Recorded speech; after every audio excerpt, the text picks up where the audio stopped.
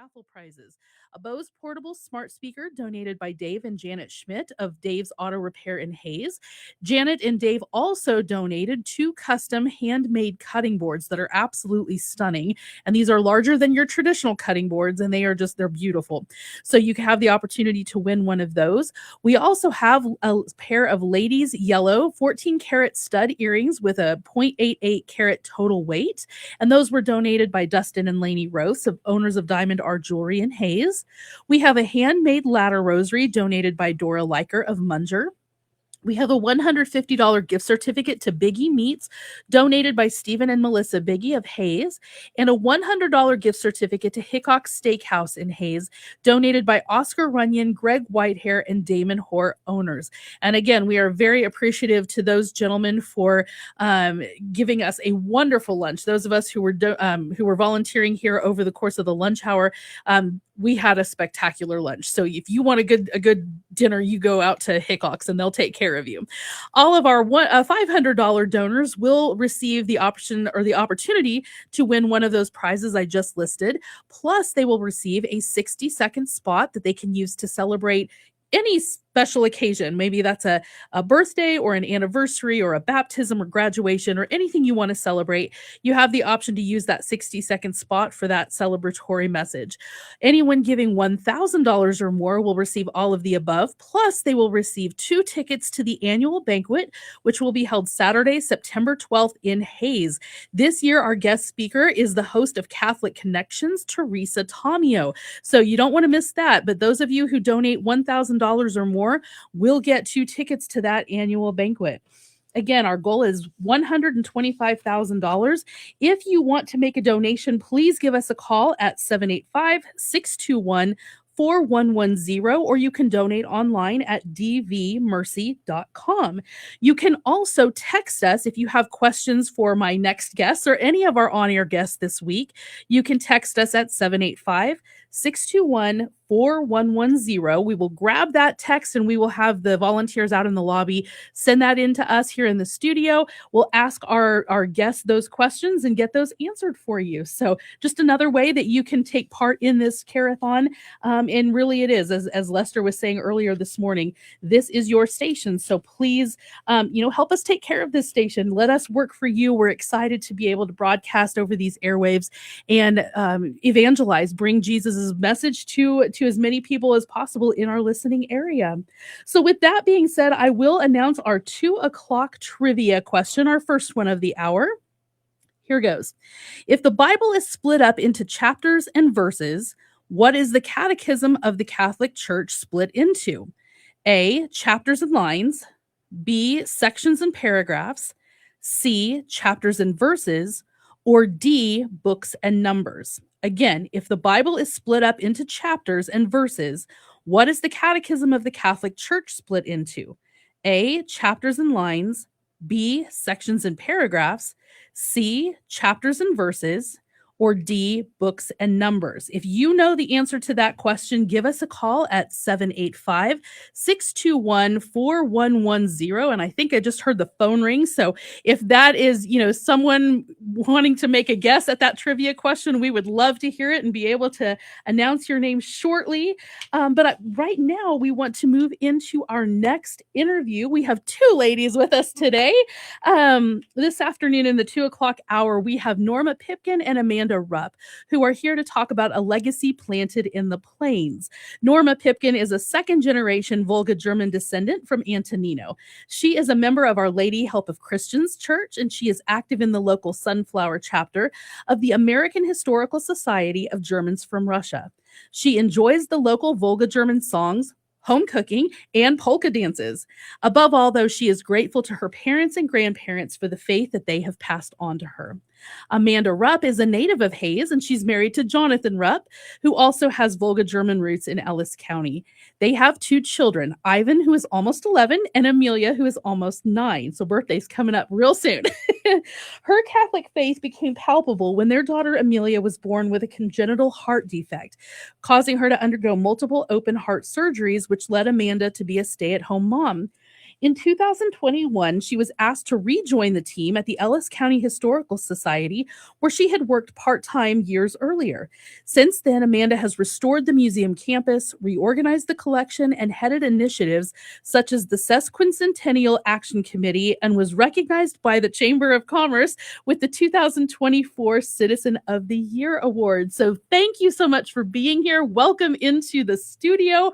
I practiced that word because I was like, I'm gonna mess this one up. That's a hard one. So yes, so you guys are in here to talk about this. Well, tell us what the sesquicentennial is first of all, and then we'll jump into what everything about Volga Germans. Okay, well, the sesquicentennial is. Let me get those going. There we go. Now we're cooking. You said it very beautifully. It's taken years for some of our committee members to practice that sesquicentennial, but now I say it so often I can maybe do it in a tongue twister.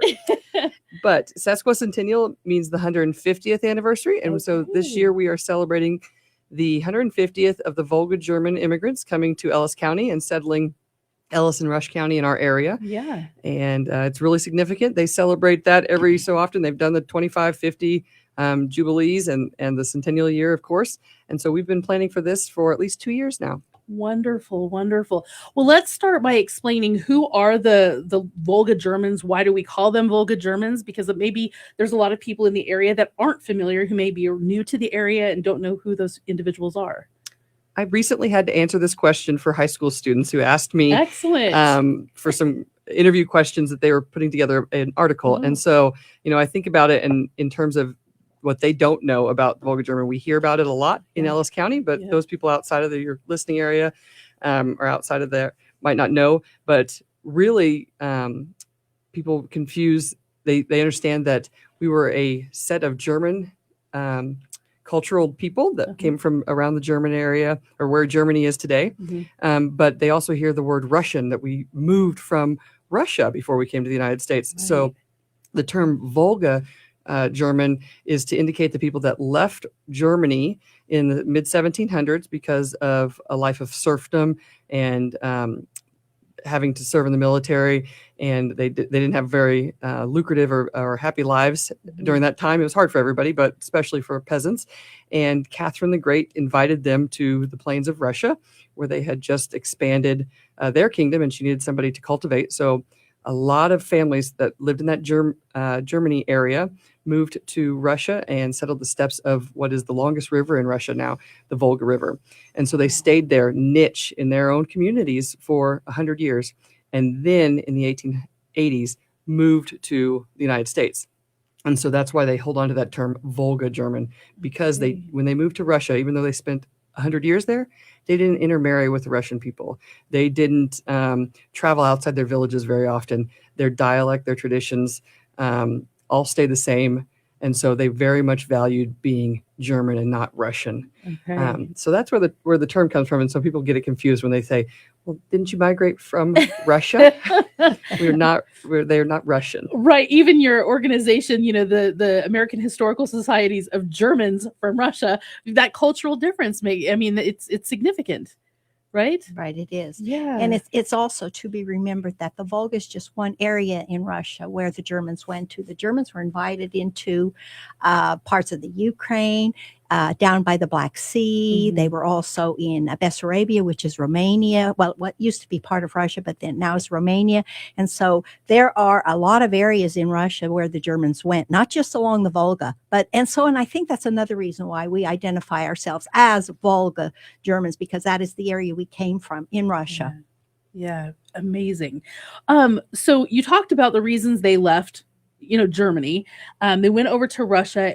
What brought them to Kansas? Did they have it good over in Russia, but then they decided, we're ready to see something new? Or what was the impetus for that? Okay, so now they're in Russia 100 years, and they have founded 104 villages there along the Volga, and 70% of them are Lutheran and 30% are Catholic. And that's something that I didn't know. I always thought, being from Ellis County, everybody that was a Volga German was Catholic, but indeed only 30% of us were Catholic. We were a minority in Russia. So what happens in Russia, and why do we choose Kansas? Well, after 100 years in Russia, Catherine has died, the woman who invited us into Russia, and it's now her great grandson Alexander II. And the conditions have changed for the Germans in Russia. They now have to enter military service. There was a lot of envy that these Germans here had been there 100 years and they did not have to fight for the Tsar. And the Russians themselves were not very happy about that. And they, of course, they said that is discrimination against them. And so her great grandson changed that to where they had to serve in the military. This was a hard blow for the Volga Germans to hear that. Because they were mainly Lutheran Catholic, and if they went into the military, they would be exposed to the Russian Orthodox Church, and they would, of course, lose their cultural identity, and they did not want to do that. So 1875, another thing they had to do was they had to learn to speak Russian. It was no longer they could stay in their villages and speak German. They had to integrate the Russian language, and they were opposed to that also. So 1875 to 76, they began the Great Trip to America. I do want to point out that it is the Mennonites first who leave Russia. The Mennonites had settled down along the Black Sea area, and we know the Mennonites over in Marion County, McPherson, the university that they founded over there, and they are the ones that left first. And so it went up the Volga that they had gone to America in 1874. They had found land. They were building villages in America. So that was one of the impetus for us to think about America. Now, why is it America and not Germany? A lot of people say, well, why didn't they just go back to Germany? Well, you have to remember these people needed land, and Germany was very settled at the time, and there was not much land available. And so they were not looking at going back to Germany at all. And also, probably they would have to also become live on estates where they would have landlords, and they had now been independent in Russia. Another thing that happened in America, this is the history of over here in Kansas and Nebraska, the railroad had come through, and the railroad had purchased from the U.S. government all this land that they needed to settle. And so they were looking for immigrants all over the world. They heard about these Germans in Russia who wanted to buy land. And so there were these German-speaking railroad agents that even went over to Russia to advertise to these people, hey, Kansas, Nebraska, come on over. We've got land for you. Yeah. And so that's how history all comes together. Yeah. Things are happening in countries that change the course of life for people, and this is what changed their lives. Right. Well, let me stop you there for just a second. So they learn about this, and I've never heard this idea of like the railroad people going over and basically soliciting people to come back over here and kind of selling them on this idea. And I know a lot of them came over, and did they land in New York or where did they land here, and then how did they make their way across to Kansas?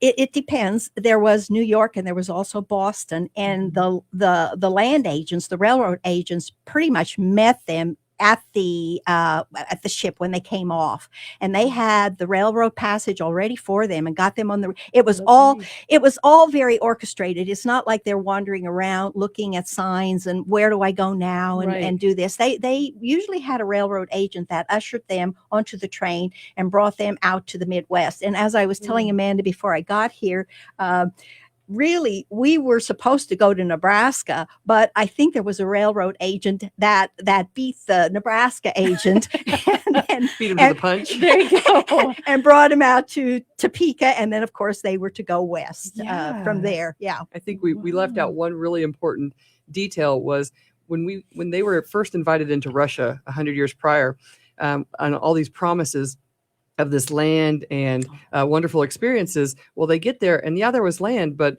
a lot of the other promises weren't the exact as they had been told by agents who were coming to get them. Hey, by the way, the land doesn't look like what you were used to. There's nothing yet built for you here. And so they were not ready, even though they wanted to get out of Russia 100 years later, they needed to expand. They were not ready to just say blindly, oh, wait, they tricked us once. We're not going to go again by ourselves.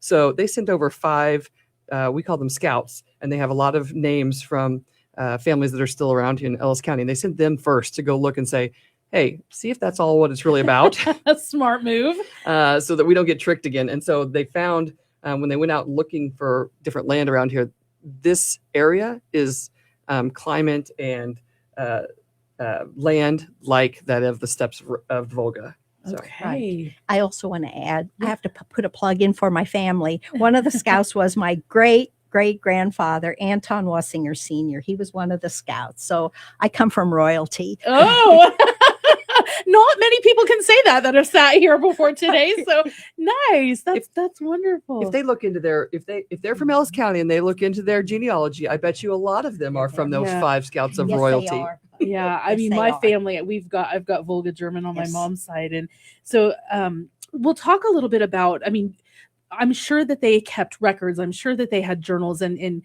ways of kind of look like from that Volga region after the scouts went back and said, "Hey, we're in good shape." What did that journey look like? Okay, you have to remember that these people had lived in these villages and had only traveled maybe with their wagon from village to village. They had never really been out of that area. And so this was a big deal. And it was with a lot of fear that they would have to go to Saratov, which was in the area where they lived. And that's where by the way, the train was also in Russia. So they would catch the train there, which would take them up to the port city of Bremen, where they would board the ship. So it was movement on the train. They'd never had this movement before. They boarded the ship. Usually when they arrived in Bremen, they were housed in buildings that had been built for immigrants who were leaving for America, because a lot of immigrants were leaving Europe at the time. And so they were prepared. But this time they had to pack their own food. See, when they went to Russia, they had agents that helped them all the way along. Catherine the Great had provided the agents with money, who every day bought food for them and housed them. I mean, it wasn't anything extravagant. Sure. It was a real basic existence. But she paid for their trip into Russia. But now they were going to pay for their trip to America. This was a different experience. And then on the ship, they were probably served broth, bread, but not many of them were hungry because, as I mentioned, all this movement of the train, the ship, they were really severely they had motion sickness, these people. Mm-hmm. Yeah. And so how long a journey was this? I would say it probably took 1 to 2 months to get from the Volga over here with the travel, depending upon the ship, the weather, 1 to 2 weeks. But another thing that I want to point out, that they were such people of faith. And when they left their villages in Russia, they would always sing a song, a farewell song. And most of those songs were like Großer Gott, which is, of course, Holy God, we praise thy name. They would sing. And of course, on the ship, they would sing and pray. Songs were very important to them, and religious songs. And they pray litany, rosaries, and then when they did arrive in America, they would also sing Großer Gott, Holy God, we praise the name. They were very thankful that they had arrived safely. And as Amanda pointed out earlier, we were talking about this, their trip to Kansas, I don't think as many died as those who left Germany and went into Russia. That was a much more severe trip than the one from Russia to the United States. Yeah. Now, were these individuals, I mean, did they have means? Were they in poverty? What was their status? Okay. They had been given that land in Russia. Catherine the Great had given them that land. And one of the stipulations was if they left Russia at any time, they could never sell that land she had given them. That belonged to Russia. The only thing they could sell were their farm implements, their household goods. They did not have, there were those who had bought land and had some means. Some of the Volga Germans did have means, but very few of them had means. Most of them were very poor. And when they're leaving Russia, I'd like to point this out to kids today, because they might put into something in context of, oh yes, back in the 1900s, they weren't emailing their relatives or FaceTiming their relatives. No, this is back in the 1800s, and they're barely writing them. If they did, it was taking months. And so not all of them picked up and left. Some of them said goodbye to maybe their elderly relatives that couldn't make the trip. Right. And to turn around and say, I'm going to go someplace that I've never seen on faith, and maybe never get to talk to you again, is a very courageous thing to do that I don't know that I could do today. Yeah. Well, and even though the world has shrunk so much and we have so many more technologies to keep us connected, That is a huge leap of faith right there. Well, before we continue on with our conversation, I do want to reiterate our trivia question for the 2 o'clock hour. If the Bible is split up into chapters and verses, what is the Catechism of the Catholic Church split into? A, chapters and lines, B, sections and paragraphs, C, chapters and verses, or D, books and numbers. If you know the answer to that question, you can give us a call at 785-621-4110. Again, the number is 785-621-4110. Okay, so we'll wait for a trivia winner, but let's get back into our conversation with Norma and Amanda. So what challenges, I mean, we all probably have heard, and I know in my generation and, probably your kids' generation too now, the pioneers and that kind of thing. What was that? What were those challenges that they faced when they got here? I mean, you have similar land, but culturally it's a whole different ballgame. One of the first things that happened to them, even before they get to Kansas, when they get off that ship, the United States isn't letting anyone come in to this land. And some of them got quarantined at the dock and said, you have this disease that's present, or that we don't think that you'll be prosperous here. And so they were held back, and either their family had to move on, or that was the first challenge right off the boat. Besides, we're doing this out of faith, and we're leaving behind everything. When they get here, it's like, hold on, you might have a limp, or I know they've checked their eyes for what, glaucoma. Yeah. Eye diseases were one of the things that's constantly mentioned that they would be quarantined for, and that was a blow to the family because they couldn't leave until their family member was out of quarantine, and sometimes their family member was sent back, and they had the family member or the family had to go back. I don't know how many cases here in Ellis County were that, but that did happen. Wow. And I mean, glaucoma, that's something that you just don't get rid of. That's something that has to be treated, in some manner. And so that it just took a while then for them to get, to even get out of that quarantine period, or to be given the green light to go ahead. Right. So, again, what were some of those other earlier challenges? Once they got the green light and they started heading west, what did that look like for them? Well, I would say over and over, the big challenge was to feed their families, to feed themselves, and to housing and food were the biggest challenges because they didn't have a lot of money. Right. And so when they got to Hays City and, a lot of times the men would start picking up jobs for the railroad to bring money in so that they could buy food for the families. But eventually they go by wagon, out down to Leventhal, which is founded first in February of 1876. And then Catherine comes next, and the men with their wagon, the women and children stay in town wherever, and they go out and they start digging in the creek banks for shelter, building sod houses. They lived in dirt. It was dirt living probably the first 5 to 10 years that they were here in this area. And what was Hays like? I'm going to ask you this because this is your expertise, but at that point in time, what was here? So the fort was here. They had, established Hays City, and it was a growing city because it was a depot stop, on the railroad. And there was people that were here to profit on the town population of the fort, and to help the railroad provide meals for the workers that were building the railroad continuing west. So it was pretty prosperous at the time. But like I was mentioning to Norma, the Volga German people had a great place to land because there was already infrastructure here, but they settled these small little towns. But if the Volga Germans hadn't stopped in Ellis County and continued on to Waukene or someplace else, that would be the bigger city that thrived, not Hays City, because once the railroad had moved on and the fort shut down before the turn of the 19th century, before the turn of the 20th century, the town would have shrunk in size because there was not these smaller communities that would utilize Hays.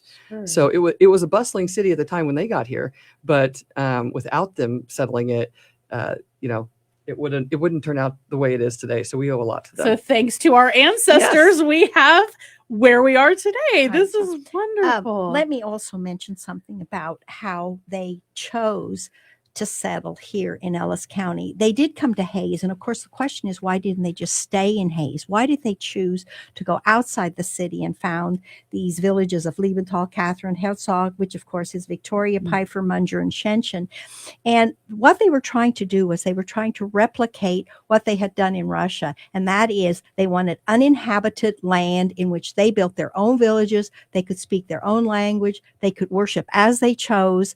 And they did not want contact with the outside culture. They didn't want it in Russia, and they didn't want it here in America. They thought that they could do the same thing. And so they tried that. Well, they did that. And that's why those villages are built. And they also, all the names of these villages are pretty much are the same that they came from in Russia. A lot of people don't know that, but there's a Shenshin Russia, there's a Liebenthal Russia, there's a Pfeiffer Russia. Oh, wow. Yes, all these are just the same names, and they used them over here in Ellis County. Now, did the individuals settling in these various villages dialect the same, or was it different? I mean, culturally, I know like from our family what was kind of the experience, but compared to each one of them, what did that look like? Well, some of the dialects are very much alike, and there's been a lot of studies about our dialects. And so Munger and Shenshin pretty much share the same dialect. The dialect that probably is the most different is the one from Catherine, and that matches most today of Standard German. They call it High German, but it is geographically from the south of Germany. Sure. And Catherine speaks that the most. And so there were words that were different, but for the most part, they did not have problems in speaking with each other. It wasn't a great difference, no. Okay, but just they wanted to preserve those cultural differences as much as possible. And I know that even I've got the book, the cookbook, and there are even differences in, the culinary elements of their villages and their traditions. And I'm sure other cultural elements as well. So what did that look like? Well, I was just going to say, it's very evident to we say there's other Germans from Russia around the United States, that Ellis County is special in the fact that there are such a concentration of those villages. And so people in Pfeiffer married people in Pfeiffer, and people in Munger married people. For the first 50 years, there wasn't an integrated marriage between people from Pfeiffer and people from Munger yet. Yes. So, but there is later on, but there is a high concentration of Volga German descendants marrying other Volga German descendants within our county that didn't happen all over the rest of the United States. And so those traditions, maybe they're a little bit different in the village, but they are mainly the same, and they stay so well intact when we've continued them through the traditions, because the same cultural significant people have married within the same traditions. So. Interesting. Very interesting. So because we're talking about, this in terms of one of the reasons they came here was to be able to exercise their faith as they wanted to and retain that Catholic faith. How does that impact, and how did that shape those early communities? Well, I want to talk a little bit about some of the challenges they faced in their faith. And first of all, in going to Russia, and a lot of people have to understand this about these Germans. In 1763, when they go into Russia, there are no churches of Catholic or Lutheran. It's, as I said, it was Russian Orthodox. Catherine promised to build those churches, and she did. And a lot of people also don't realize that all those villages in Russia that thrived up until the Stalin era, the 30s and 40s, all had beautiful churches. And there are pictures on the internet of all these villages and those churches. And I would encourage people to go look at them. They had nice churches over there. So Catherine brings the priests in, and the church begins to thrive. But another thing that they did not always have a priest for Mass and the sacraments in Russia. And so when the priest did arrive, they would all get married on that day, or they would all be baptized. And so a lot of our records have genealogically where there's maybe 20 couples that are married that day. Wow. Or all the baptisms are that day, because when the priest arrived, then the sacraments arrived. Busy guy. Yeah, very right. Now, here in Ellis County, when they did come here, this faith story, it's kind of repeated in that when they got off the train in Hayes, there was not a Catholic church west of Salina. And once again, they had responded as their ancestors had done in Russia. Here we hear over and over that they erected a large wooden cross in the village. You have to remember, faith to them was communal. It wasn't just a personal faith. It was communal, that they gathered together for devotions on Sundays and holy days. They may not have had a priest at all. They recited rosaries, litanies, mass prayers. They sang the religious songs, as I said, their German religious songs. And I just want to bring up one that is most beloved among the people here, and that is their Goldene Rosenkranz. And that is the Golden Rose Crown. And it's a beautiful Marian hymn. And it's about the crowning of Mary and what her crown means. And then, of course, I talked about Großer Gott, which is Holy God, we praise thy name. And also their devotion to Mary is reflected in many of their Marian songs that they sang, because to them, Mary was their heavenly mother who listened, who protected. She understood their poverty and their suffering. It was very significant to them. Sure. And so daily, I mean, they were gathering daily to celebrate those, even if it couldn't be a mass, still celebrate their faith and their ability to practice it freely here. Very much so. You can hear, you can read accounts from the early newspapers of Ellis County, and it is mentioned almost weekly of you can hear the Volga Germans, or sometimes they would call them the Russians, because they didn't understand. Actually, Russians. Yes. I didn't want to. That's a negative. That's a derogatory term. Okay. Yes. And because, see, their passports were stamped Russian. And so it was a big misunderstanding from the beginning that the Russians had arrived, but that's not what they were. In the early newspapers, you can see these accounts. I call it the early Facebook, where it's the gossip column, where it's telling what's happening around town, and so-and-so's over to visit so-and-so. Sure. But it would mention at least weekly that those Volga Germans, you can hear them singing. Oh my goodness. If they're in town shopping and they're coming as a group, they're singing. Or they got off another group of them got off the train and they're singing at the depot. And so it is mentioned not only through our own stories, family-wise, like, oh yeah, we sing. It's seen. It's recognized by those people that are like, these are foreigners, and here they are singing some more. What are they singing about? Well, they're singing about their religion. That's what they know. Their faith. And that's how they celebrate it. That's amazing. Well, not only their faith, but they also sang their history. And Jerry Brown does a really good presentation on the songs of the Volga Germans and how you can trace their life experience through their songs. And it's pretty cool. The history also from Germany to Russia, and also how they celebrated life and how they celebrated weddings, how they celebrated death. It was through song. Yeah. Well, we often think of an oral tradition for a lot of cultures before, printing presses and before we had the ability to communicate with written word. But that song, that's part of that. So that is absolutely beautiful. Well, I do want to recognize Marlene Bonilla, who is the trivia winner for the first half of the 2:00 hour. Since we are at the bottom of the hour, I want to give us another trivia question. So which of these people have recorded their radio shows live in Divine Mercy Radio's studio? A, Trent Horn of Catholic Answers. B, Jesse Romero of Jesus 911. C, Greg and Lisa Popchek of More to Life, or D, Cy Kellett of Catholic Answers. So again, which of these people have recorded their radio show live in Divine Mercy Radio's studio? A, Trent Horn of Catholic Answers. B, Jesse Romero of Jesus 911.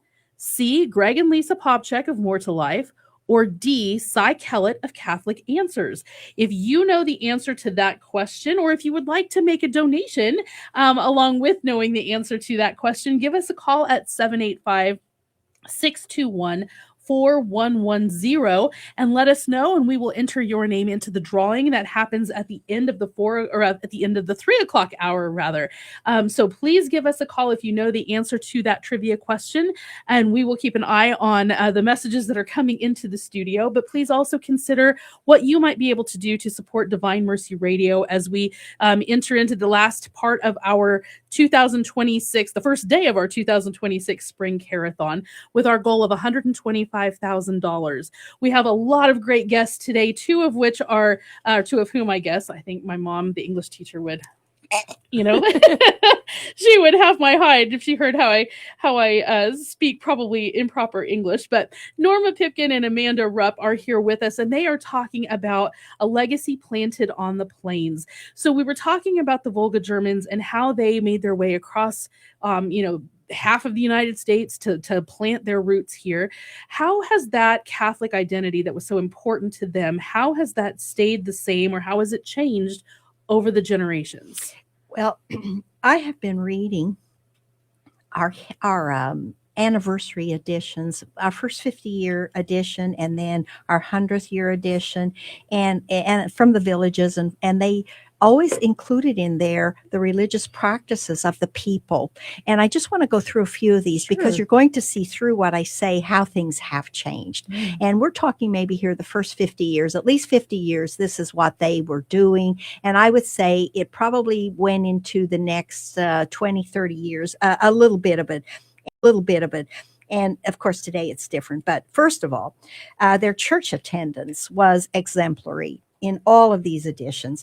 And this is talking about Sunday. Not only did they attend one Mass on Sunday, but they attended 2 Masses on Sundays, many people. And for most Volga Germans, the Sunday service was a full day's activities. It didn't just start at Mass in the morning, but it continued into the afternoon. Now, you have to remember something about our villages and how the people went about living. In the early years, they had a dual house, meaning they had one in town and they had one on the farm. They had to live farther from the villages here than they did in Russia. So they would also build a house out in the country, but they'd have one house in town. And so they would, during the summer, they would come to town on Saturdays, the women and the men, and they would do the cleaning and cooking to be able to go to Mass on Sundays. And then in the winter, with this dual housing, the women and children would stay in town so the children could go to school, and then the men would stay on the farm to take care of the animals. But then the men would come on Sunday to church. So Sunday morning, what does it look like? The wives and the mothers, they rose at sunup to attend the early Mass at 6 or 7. There was the first Mass. And then they went home, woke the children up, prepared breakfast, and then returned for the 10 a.m. High Mass. It was called the High Mass because that's when it was sung in Latin. The parts of the Mass were sung in Latin. Now, then they would go home, lunch, but Sunday afternoons started up again with Vespers, benediction, and the whole town came. It was a town affair to go to church on Sunday. And sometimes on Sunday afternoon, they did have religious instruction for the children Sunday afternoons in town.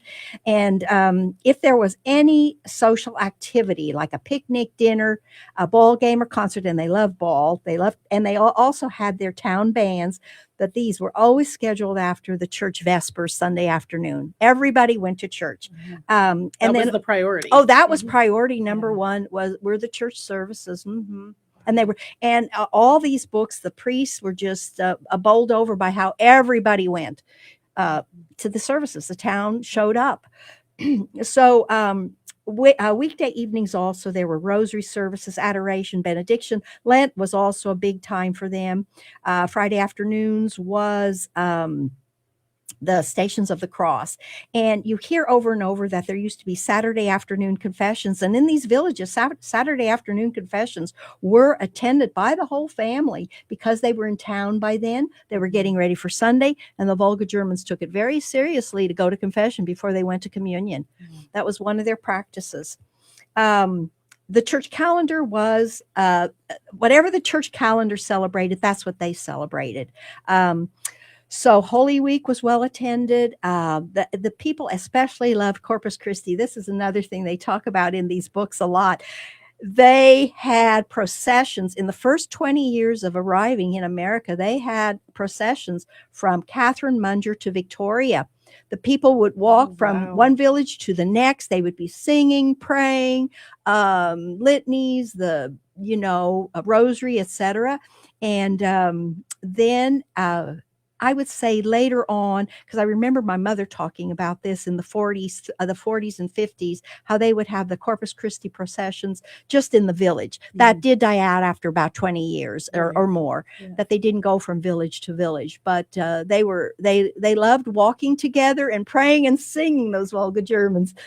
Something else that Norma was mentioning to me earlier that definitely has changed is, obviously, Mass was only weekend Mass, or your once a week Mass was offered on Sunday. Yeah. There wasn't a Saturday evening one. You went to confession on Saturday evening, and then you didn't go out.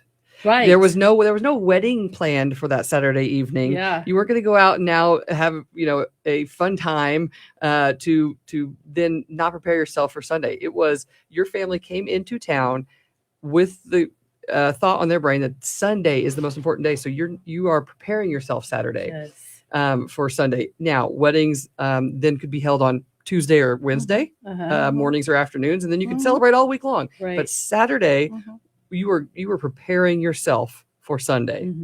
Which it absolutely doesn't happen today. Obviously, Right. even if you go on Saturday evening for mass, then you attend a wedding or you go out with your friends for dinner, and you might stay out all night. Who knows? Yeah. But that did not happen, which surprised me. I forgot about that fact until she brought that back up. And by this point, they had built these amazing churches. I mean, that's one thing that, if anybody is unfamiliar with or very new to Ellis County, Kansas, you see the limestone churches, whether it's St. Joe's, whether it's the, churches in Shenchin or Catherine or Munder, wherever it is, that was like the first building that was built before many of them even built physical structure houses, other than the ones that were like the sod houses, like you said. Well, they didn't have another thing that I think we tend to forget too is when they first arrived here in Ellis County, and as I said, west of Salina, there was no Catholic church, and there was, little by little, the priests showed up, but they didn't stay long until the Capuchins finally were asked to come out to this area. And that was in 1878 that the first two Capuchins arrived. And the Capuchins were well suited for this population because it was a life of deprivation for them too. Like they went to Victoria, that's where they lived, but with a wagon, they would have to go to these villages for Sunday Mass. And many times they had to sleep in their wagons overnight under hay. There are these stories in our books that talk about how the deprivations that these Capuchins suffered just to administer the sacraments to us out here. But I do want to give a shout out to the Capuchins here because they have served us here in Ellis County for 148 years. Wow. And today they are still in Victoria. They are still in Catherine, Victoria, Shenchin, and Antonino, and they still provide Mass for us. So that is very, very remarkable that they have stuck with us for all these years. What a legacy. It is. And we had Father Curtis Carlson in here earlier today, and even he said we're getting a couple of new guys. We've got some young Capuchins that are coming out, so they're going to continue that legacy, which is a wonderful thing. We've talked a little bit about the food, the language celebrations, and things like that. How did the Volga German settlements, each very unique in their own right, in their own cultural customs and everything, but how did that affect other Western Kansas towns, like the development of those towns along the prairie? So I think I touched on it a little bit, but like I said, Hayes would not have grown to the size that it is, or Ellis County wouldn't have thrived like they did because of without the Volga Germans settling here, because the people that were here to make money off of the railroad and being a stop there, or when the fort closed, the town would have maybe not become a ghost town, but would have shriveled a little bit and would not have didn't need to sustain a large population. But because they were here, they sustained a large population. I talk with internationally, yes, but I'm on a Zoom once a month and talk to other Germans from Russia communities around the United States, and they don't have those same multiple niche communities in the same area. They have one or two, and then 50 or 60 miles down the road, then they have one or two more, or they spread out even further. So that made a huge significance in Western Kansas and Ellis County thriving. Right. And also, we had this problem from the beginning. It was going into Russia. It was a land problem. Always wanted land. Russia to Kansas, chosen because land. Once we were here, once again, our populations increased. The Volga German families had a lot of children, and they were always looking for more land. And so where do they go? They go west. They go out to Park. And a lot of the Volga Germans are all the way out to the Colorado border. They're everywhere out there. When they have enough sons and they need to give them some more land, they go over to St. Peter and found St. Peter. They go, and so they take our faith. They take the church you just go along I-70 and you see these beautiful churches in Park, in what's the other one? There's one. Was there one in St. Peter? Yes. There's churches all along that Angelus. They build all of these churches all along. But then again, the population becomes diluted with other ethnic groups. Not that I'm not opposed to any of that. I just want to make sure that people realize it's not just a Volga German influence anymore as they go west. There's other ethnic groups with them doing the same thing. Right. Well, I do want to pause for just a second. Ann Pfeiffer, congratulations. She was the winner for the 2:30 trivia question. She knew that we gave a list of people who have recorded their radio shows live at Divine Mercy Radio Studio, and she knew the answer was Cy Kellett of Catholic Answers. Cy Kellett was our speaker here a couple of years ago for our parish mission, and he came to host Catholic Answers Live while he was here. So we were very appreciative of him and the shout out that he gave Divine Mercy Radio. Before we move on with any other information, I do want to again encourage you to make a call to 621-4110,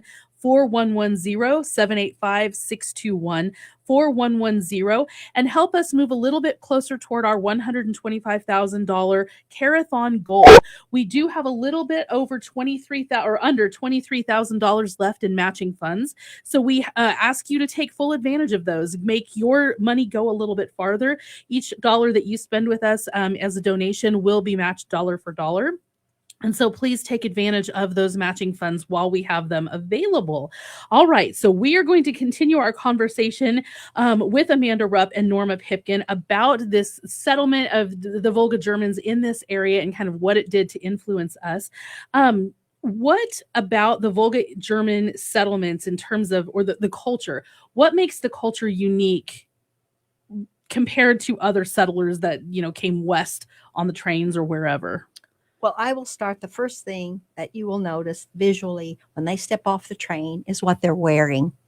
A lot of times, and you don't find this in other ethnic groups as much as in the Volga Germans. The women are in dark, could be black or blue, long sleeve blouses, long skirts. And they usually have a dark apron on, and they always have a head shawl. And you will go, if you go into some of the local books, histories, you will find pictures of the Christian mothers, especially Munger, Kansas. They're all lined up, young and old, and it's incredible. They all look alike. And you have never seen women dress alike like our Volga German women did. and they didn't change that dress for a long time either. Because I've been looking at pictures trying to see, when do they change this? And of course, the younger ones start by the turn of the century, 1900s. And then, of course, but the older women and those who came out of Russia never gave up the black dress, the black head shawl. And see, a lot of times they think just grandmas wore the black head shawl. No, it was the young women also wore the black head shawls. And they wore this. This is another thing that the Hay City Sentinel, when they're talking about the Volga Germans out there working in the fields, here is this immigrant group. The women are out there along with the men. The women are in these long skirts, dark blouses, and they have head shawls on. They did not have bonnets on like they portray, the pioneer women. That is, so their dress was definitely culturally set apart from everybody else. And that had to be miserable. I mean, by our standards, I'm thinking like July, August, harvest time must have been a lot of, discomfort, I should say. Anything else that really sets those cultures apart from other settlements in the area? Or again, too, that idea of, we kind of think of the Laura Ingalls Wilder, like Little House on the Prairie type stuff in terms of settlements. What else do you set these groups apart other than their language? Is there anything? Well, their food was distinct to them also. And their food basically started in Russia. I would say all of these dishes, and you'll see cookbooks, really the basic ingredients for all our food is butter, cream, flour. All the good stuff. That is what we existed on. Yeah. And, other cultures too may have had that. Obviously, what you raised in the country, what you raised on your farm, that is what you ate. Yeah. There was not a whole lot of contact with the stores and with processed foods at that time. Yeah, absolutely. Where did they get their supplies? Where did they get their implements, their animals?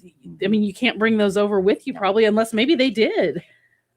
Well, here in Hayes, I know that it's Hayes City. You know, the railroad had come through, and the railroad was bringing in all these things too. Right. And Hayes was already established, and there were some farming around here, and so there were implements that were brought in on the train, and they would pick them up, and I'm sure there was a lot of horse trading in Hayes by that time. And you know, I'm trying to pull out the things that were specifically Volga German, but when you think of Little House on the Prairie, or you're watching the romanticized Hollywood version of what's happening on the prairie, you're not seeing that in Western Kansas, all these trees, 10 trees that we have here, were not here. And so they weren't building their homes out of lumber for the most part. And the churches around here, they're building them out of limestone. I take the children into the Volga German house when I give tours, and, you know, they're not burning firewood either. They're burning cow patties, cow chips from the prairie. So these aren't necessarily just Volga German traditions, but you've got to put the prairie in context to where we are in the United States. So we're not next to a forest where we're cutting down lumber. Right. And so those were the things that I take them in there, and I'm like, okay, we're going to start dinner. How do we start? Oh, it's the fire. They think it's real. Yeah, obviously it's the fire. Okay, where's the wood in the plains of Kansas? There is none. So that's what you're finding. So some of those traditions, when you think about these people and all the challenges they faced, put it in context that we're on the plains of Kansas. Yes. So what event really started this Volga German settlement, or what are we celebrating now with this 150th anniversary? You know, it's the founding of the villages that they founded, and that they kept on going, because, you know, I'd like to share this story that I'm on an international Zoom once a month with Dr. Schmaltz out of Oklahoma who hosts it. And it is, like I said, not everybody came. Some of those people stayed in Russia, or the family members stayed in Russia. And it did not turn out so well in Russia. I mean, you live under communist rule for the next 100 years while we're over here thriving. It didn't work out so great. And this Zoom I'm on once a month, this last fall I was on, and there was two college age students in their 20s. And their family had been part of the family that had stayed. And so after the Iron Curtain falls, they leave and they move back into Germany because they don't want to live in Russia anymore. And their families did. Now, these children, these college age students, were probably not alive in the 90s or just being born in the 90s when they moved back into there. But I iterate that why we celebrate is because they made that decision, that hard decision to come here.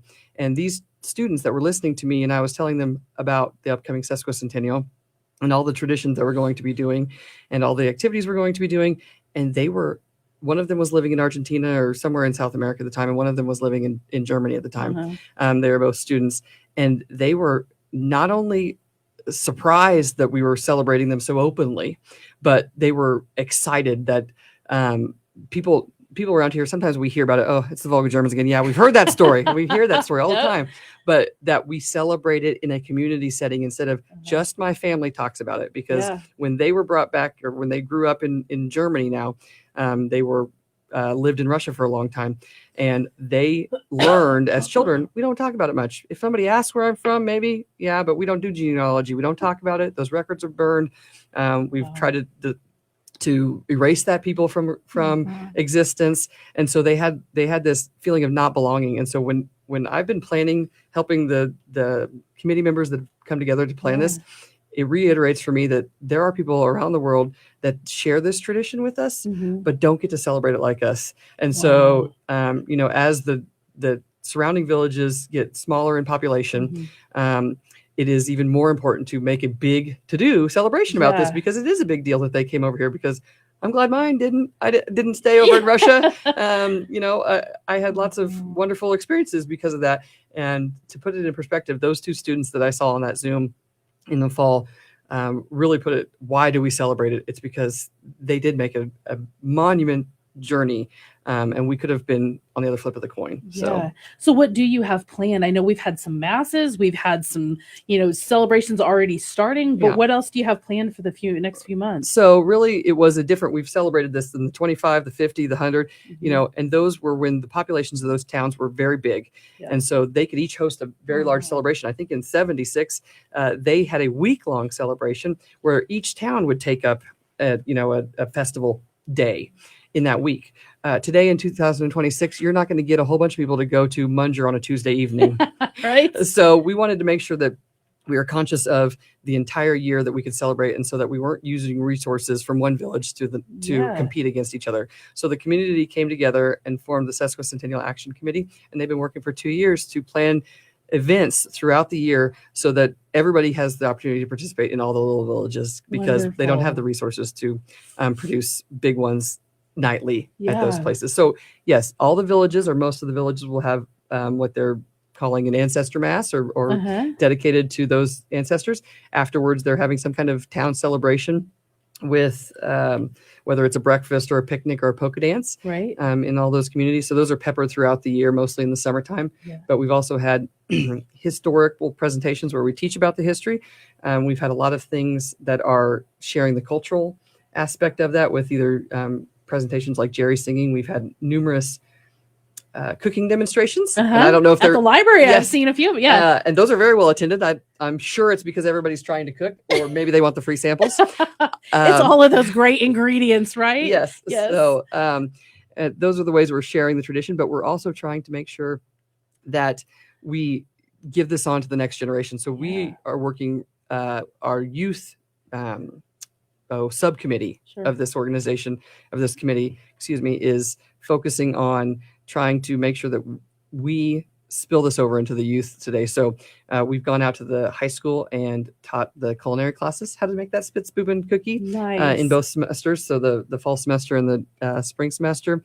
We, the German students from Hayes High, have interviewed some of the old timers, I guess, of the older generations of Volga Germans that have lots of memories from them, their growing up. When these villages were thriving a little bit more. And so they've interviewed them, and they, as an assignment for the year, they've turned them into children's stories. Featuring some kind of village story or heritage story of their own, of the person that they've interviewed. And they're turning them into books, and with German versus English words in some of the places, or in the illustrations. And we're going to be selling those at the museum store, and at the other festivals. And then culminating in, we've had the American Historical Society from Germans from Russia convention held here in Hayes before, but we knew that this was a great year to celebrate it. And we already have Herzog Fest and other yearly celebrations, so why not invite them back during this year? And so we asked them to come back, and they are hosting their convention here that first week of August. So we decided to call it Coming Home Week. That's awesome. And so it will, it's 3 days? Right. I was going to say, if you are interested in this convention and you want to see what the program is, and yes, you can attend, and yes, there is sometimes a day fee versus the whole thing. You don't have to attend, or maybe just one session, but go to the website ahsgr.org and click on wherever you see convention news, convention program, and you can begin to see all of the topics. And it's very good. It'll start with probably the first day about our Germany experience, and then it goes to the Russian experience, and then it goes to the American experience. And in the American experience, which is the last part of those days of the convention, there are going to be speakers locally about our history, and that should be fascinating for many people. But the whole history of our people is interesting. So please visit that website, and please come out for that convention. So we're glad that we can host it during that same week. So when all those people are in town from all over the United States and even internationally, come to Hayes to celebrate like we celebrate. They can stay in town the extra weekend because it butts right up to Herzog Fest. We are also hosting some other, our committee has designed some other activities and events. And one of them is another history-related play that Cheryl Glassman is actually writing for us that will be performed at Hayes High that Thursday of the first week of August. And so there's lots of other activities. We have calendars on our website, on the Historical Society website. And we still have a few of these. I'd like to give you one. Oh, thank you. Of these hanging wall calendars that have photos. Hold this up for the people that are I forget that watching. I know. Okay. But it has photos. It has a list of all the events by the week. Not just our events, but there's other events throughout. So you can plan your vacation or your time away. Maybe your family's from Munger, and you can see when they're having their mass or what other kind of activities are on the calendar. So they have done an amazing job. I can't shout out to them enough that it's a committee of 20 people strong, at least, that have been meeting since 2024 to help plan these celebrations. And sometimes when you're in committees, you get like a group project, you get one person doing all the work. That is not the case with these individuals. They have been meeting monthly, and I wish I could name them all, and just because they've done a wonderful job and they make me look good and I get to talk about it all the time. Well, we are out of time. Thank you both. We have been listening and discussing things with Amanda Rupp and with Norma Pipkin. I wish you the best of luck. We'll be praying for success for all of these events. How awesome for our community, and to continue that Volga German heritage. And as it relates to our faith, it's an incredible legacy that you all are part of, and that these individuals left for us. So thank you so much for taking the time to be with us today. We are going to transition into our top of the hour IDs, and then we will have Michael come in and he will be